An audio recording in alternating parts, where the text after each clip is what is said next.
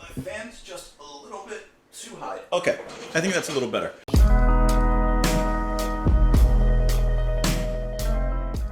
What's up, everyone? Welcome back to the channel. Thank you so much for being here. Hope you're having a lovely day. My name is Justin JP, whatever you want to call me. Just don't call me late for dinner. I don't know how that joke goes. All right, so we're going to continue on. Exile on Main Street, the Rolling Stones. We've done side one. We're going to move on to side two, which are going to be the tracks Sweet Virginia, Torn and Frayed, Sweet Black Angel, and Loving Cup. Like I said, off of Exile on Main Street. Hope that you guys have been enjoying a little bit of the Rolling Stones, as I am unfamiliar with them overall and pretty much at all, besides what we've listened to here. So I'm excited to get back into it. The first side was pretty fun, so I'm looking to get back into this, rip this joint, you know? Ready to rip this joint and shake my hips, whatever, wherever we go from there. Let's go ahead and start off, though, with Sweet Virginia, starting off side two. Let's go ahead and just get into it. Let's just start the music, right? That's what we're all here for. Sweet Virginia, the Rolling Stones.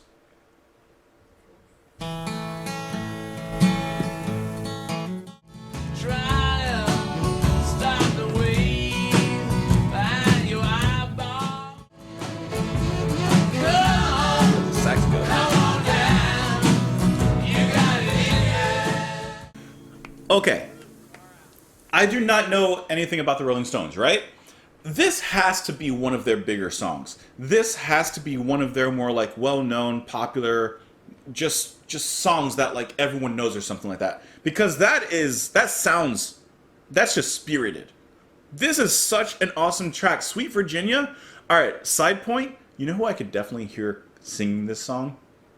Ray Charles. Can you guys hear Ray Charles singing this song? This is that country blues with just a side shake of soul in there. Loving this singing. I love the progression of it from the very beginning. We just start off with a little bit of guitar, but I love how it starts everything right here. Guitar and harmonica. That lets you know that there's going to be some traveling about. There's going to be some sort of journey to come. And from its humble beginnings here, right? And then it's not much longer before you get just full-blown climax. And you have that certain kind of swing in the music, especially there at the end. I love how the saxophone enters. The guitar, of course, becomes just a little bit more bright and colorful as we move into the end. And then the soulful harmonies from everyone in the back. It really feels like a live performance. There's a certain energy here that they captured in the studio that feels like a live performance, because I feel like I'm in some club watching this band play. And everyone is just out on the floor, whether they're dancing, watching the musicians on stage. I think that this is a really good track. And I would be surprised if this is not one of their more well-known songs, because it has that energy to it. But the progression, the build-up is just really nice as well. I noticed that when we were listening, it feels clean. You know, like that progression feels composed, but still with that kind of live energy. Not necessarily improvised, but a live energy where we can feel the musicians eyeing each other and catching each other's cues. This just has that old soul. And then the little honky-tonk piano comes in. You're having a good time with this. Wading Through the Waste. What a brilliant way to start off side one, by the way. Wading through the waste, stormy winter, and there's not a friend to help you through. Trying to stop the waves behind your eyeballs, drop your reds, drop your greens and blues. Thank you for your wine, California. Thank you for your sweet and bitter fruits. Yes, I've got the desert in my toenail, and I hid the speed in my shoe. I view this track as kind of like, at least lyrically, the after party, the hangover, you've had your party, and now you're shuffling and making your way back home or to wherever you came from. The line, I got the desert in my toenail, like, He's just walking through the desert trying to get away from the party. I'm just thinking Las Vegas. I mean, you got a little casino boogie, you know, from before that I can't help but have that image in my mind. The waves behind your eyeballs. He's got that hangover. I mean, thank California for the wine. He's got some drugs inside of his shoe. As I said, that's why they check you at the TSA. But come on down. Sweet Virginia, come on. Honey child, I beg of you. Come on down. You've got it in you. Got to scrape that stuff right off your shoes. I want you to come on and sing it with me one more time. And then we just repeat those lines there again. So I think And he seems to be inviting either someone or something when he says, come on, sweet Virginia, come on, I beg of you. So maybe he's asking someone to join him, whether literally or figuratively, or just bringing someone, or bringing the memories of that party with him. And he had a good time in Virginia, so he's like, I want to keep these memories with me. So he's saying, come on, Virginia, stay with me. Let's see if there's anything interesting on this particular track. It says, it was known to be a series of chaotic recording sessions talking about this particular song in the recording. The lyrics allude to drug use and pills and low-grade heroin. And the lines, drop your reds, drop your greens, and your blues. I had no idea what that meant. So, I guess... Oh, pills. Okay. So it's different colored pills. Okay, I got it. Let's see. After the release of this album, Alan Klein sued the Rolling Stones for breach of settlement because Sweet Virginia and 4 other songs on the album were composed while Jagger and Richards were under contract with his company, ABKCO Records. They acquired publishing rights to the songs, giving it a share of the royalties from Exile, and were able to publish another album of previously released Rolling Stones. Okay. Messy. Very messy. Very messy situation you got going on there. Let's just move out of this mess into the next track, which is going to be Torn and Frayed, which I actually totally misread in my mind as Tom and Fred. Let's just go. Let's go. Let's let the last few seconds of this one play.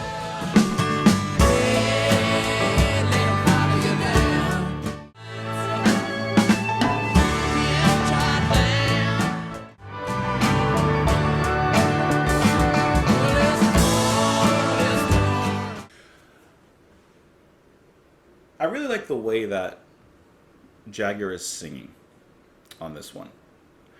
It's really catchy. This one turns up the country notch just a little bit. It just turns it just a little bit, or the knob rather, just a little bit, because you can hear that guitar, the lap steel pedal, whichever it is. But you can hear it playing that kind of stereotypical used in custom in country and western sounds. That wow, wow. That's a horrible way to say that. But I like that. It's very subtle in here in the mix on this one. But the phrasing from Jagger, just the way that he allows himself to kind of drift in his own lines. Like, I don't know, there's something about it that seems so effortless. His delivery is like he just doesn't care. He's just kind of a slave to the music itself and a slave to the actual rhythm and vibe of it all. I don't think that there was a lot in this song that stood out to me, but I liked it. This is one of those songs where I don't think there's anything to really analyze or dissect. It just sounds good. It just feels good. I like the way everything comes together. I like Charlie Watts drumming in this one. I like Keith Richards on the guitar, and how at the end of the lines he fills in alongside with Watts with just a little guitar fill on there, maybe a little frayed lines on the end on that one. But I think that this song just sounds good. It kind of melts and blends in with everything else, but I think that's a good thing. It sounds good, you know? Oh yeah, I did forget to mention this. It does sound a little bit like Sweet Home Alabama, doesn't it? Now I'm 90% sure that this came first. This had to have come first, right? This came out in 1972. Sweet Home Alabama. When did that come out? Let's see. That would be 1974. 2 years later, rather, on Lynyrd Skynyrd's second helping. Yeah, so Lynyrd Skynyrd's Sweet Alabama. You guys know what I mean. This reminds me of Sweet Home Alabama, even though technically it should be, Sweet Home Alabama.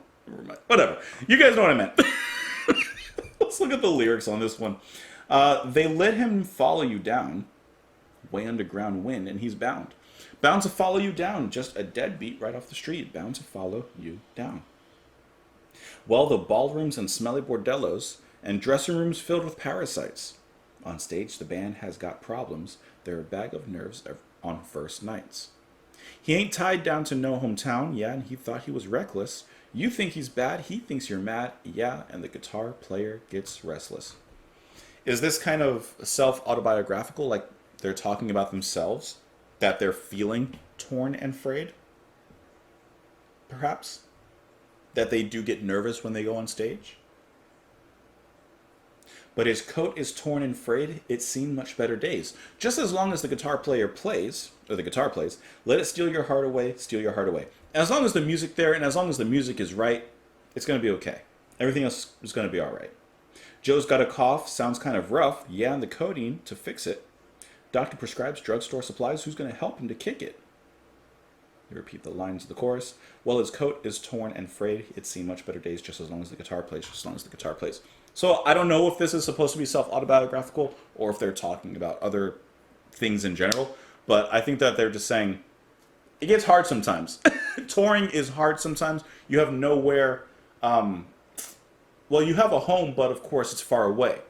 You know, for many nights you're away from home, for many months you're away from home and even just your city and where you live.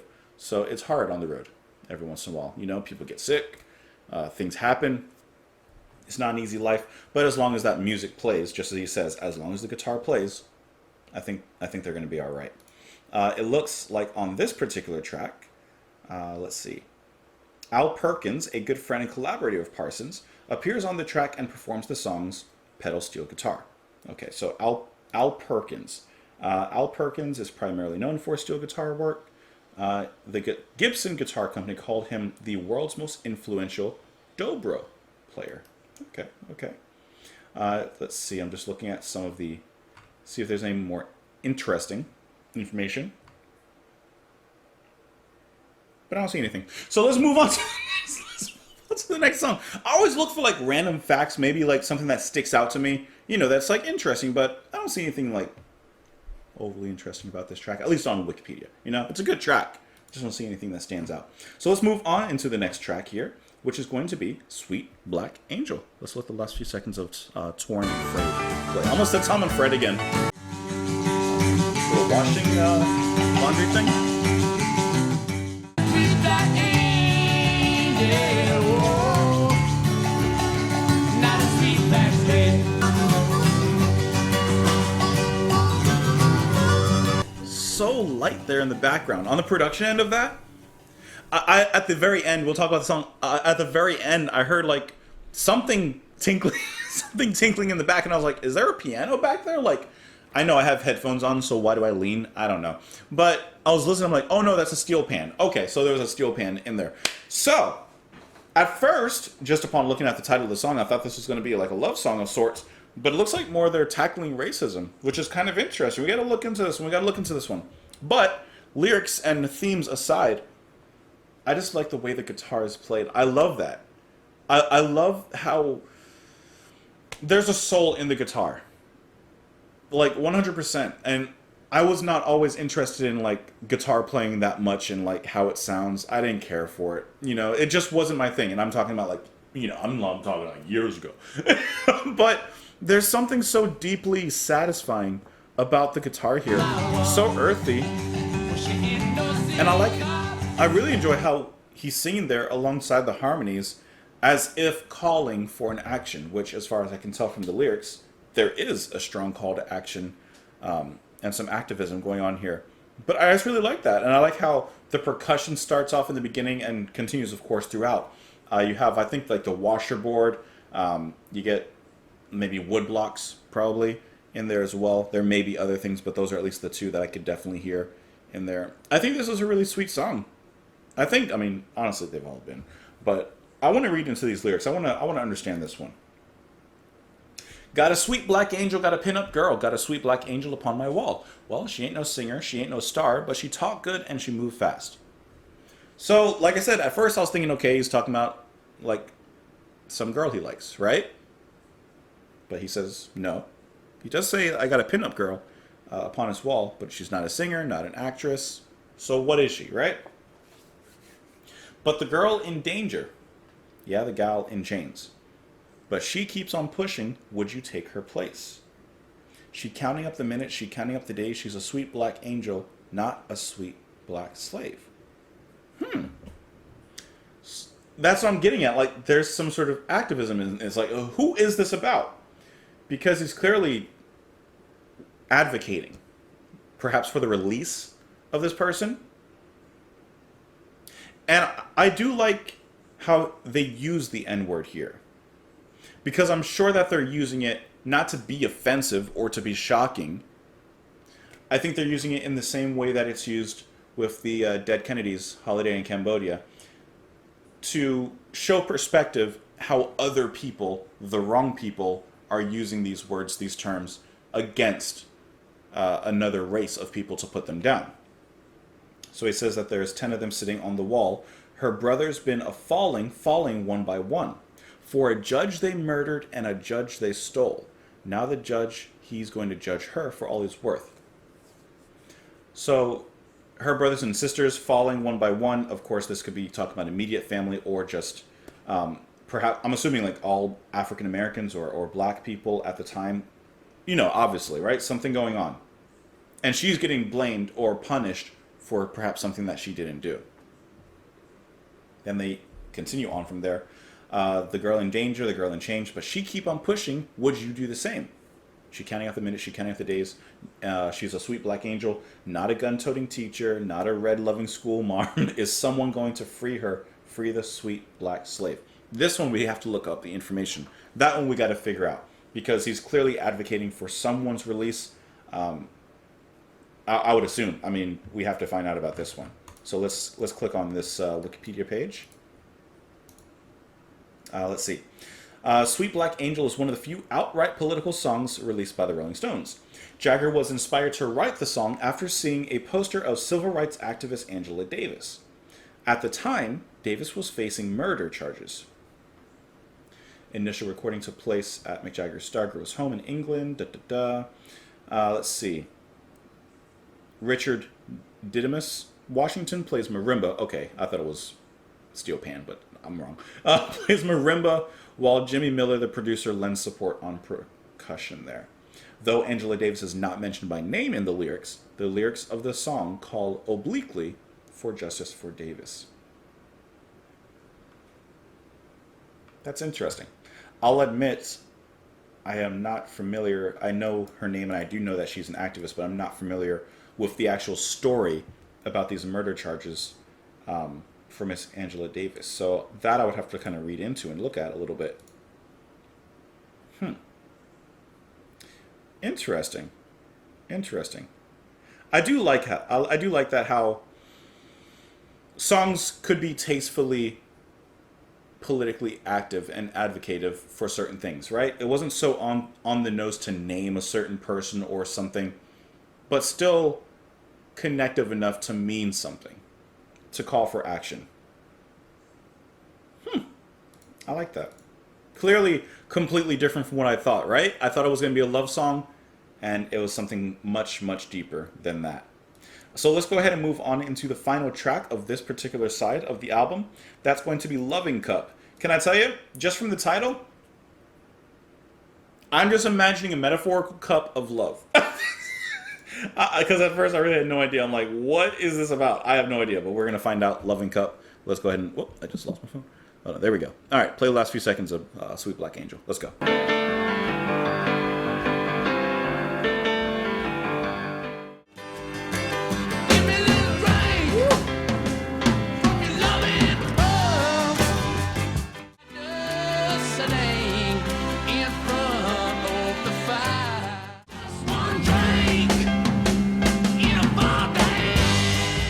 Ending of this track reminds me of Stagnation from Genesis. Only in lyrics, not anything else. What a send-off to the second side of the album. Every song on this side has been good, right? But the way that the side opens, and with Loving Cup, the way that it ends... Can I tell you, so far in the album, now that we are technically halfway through, the album has a very homogeneous sound, right? Like, the songs... Obviously, they have distinguishing characteristics, but they rely and stay in a similar space. But the Rolling Stones just excelled so much at that space that they took out the potential of all that space and used it up as much as they could. You know, they didn't go 80% and then say, all right, let's try something else. No, they're going full 100% up to capacity, no more allowed. Limit breakers on each of the tracks here. Like, it has that same country soul sound, bluesy, of course, but the way that they are maximizing their efforts and getting strong returns, I think is great. This one, I mean, I'm saying the same comments that I've been saying, but I can't help it. Strong vocals. I love the little nuances he puts in on his voice, kind of like when he's asking for a drink or mentioning drinks, and he's just like, I love that. It just sounds like a normal person who's just like singing at a bar, or like it just sounds normal. And I mean that in the best way possible. It's great. The horn section that comes in, the combination of piano and guitar in here, I found especially pleasing. And I looked on the on Wikipedia, and it's going to be Nicky Hopkins playing piano on this particular track, and he has played with a lot of people. Rolling Stones, of course, the Kinks, the Who, the Beatles. The list goes on with who he's played with. I just really like this way that his barsy, bluesy piano works so well with Keith Richards on his guitar. They just have this sort of symmetry in their thinking. Charlie Watts with the fills. I love fills like that. I like when you take a chorus and you move the expected line just a little bit over. I'm sure there's words for that and such, but I think you know what I mean. Like, the chorus waits a little bit. There's a little space given, and within that space, Watts is given to play. Keeps the fills simple and yet extremely graceful, which is probably why he's very well known as a drummer, just because of the way he graces a track with a certain elegance, It's not about being flashy or demonstrative. It's just about putting down and laying down what needs to be down and staying in that pocket, but filling that pocket. Loving Cup is a great way to end this side. And the way they break it with the horn section, this is a great track. This is really good. Strong second side. I'm the man on the mountain, come on up. I'm the plowman in the valley with a face full of mud. Yes, I'm fumbling and I know my car don't start. Yes, I'm stumbling and I know I play a bad guitar. Give me a little drink from your loving cup, just one drink and I'll fall down drunk. I'm the man who walks the hillside in the sweet summer sun. I'm the man that brings you roses when you ain't got none. Well, I can run and jump and fish, but I won't fight you if you want to push and pull with me all night. He's saying, listen,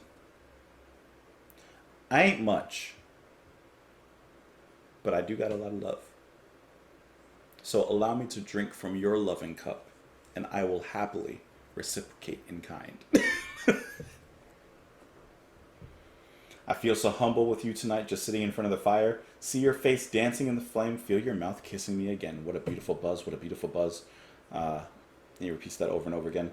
I mean, now he's been asking for a drink, but once again, he ain't asking for a literal drink. He wants to get tipsy, get drunk off of her loving cup. Yeah, let's see. Yes, I'm a nitty gritty and my shirt's all torn, but I would love to spill the beans with you till dawn. The euphemisms are strong. He just repeats, give me a little drink, give me a little drink. Just give me a taste. I don't need the whole glass, but give me a taste. Just give me a taste. Oh, really quick, let's see if there's any interesting facts on this particular track here. I see more legal problems. And it's the exact same thing. Alan Klein suing him and suing them in. Song's good though. Hey, let me know what you guys thought of the tracks and of this particular side of the album. Let me know your favorite song, perhaps from this album. I'd love to hear it. For myself, I think Loving Cup kind of takes the cake on this one, right? I mean, you got it. I think Loving Cup is really good. Sweet Virginia is good too, but I think Loving Cup takes it. Let me know your thoughts though in the comments below. I hope that you enjoyed the music. Hope you enjoyed the video. Thank you for being here. You can follow me on Twitter, support the channel on Patreon, and all of that fun stuff. Don't forget to like the video before you leave. It's only a click away. You just gotta do that. And otherwise, I hope that you enjoy the rest of your day. Thank you so much for being here. I'll see you guys later.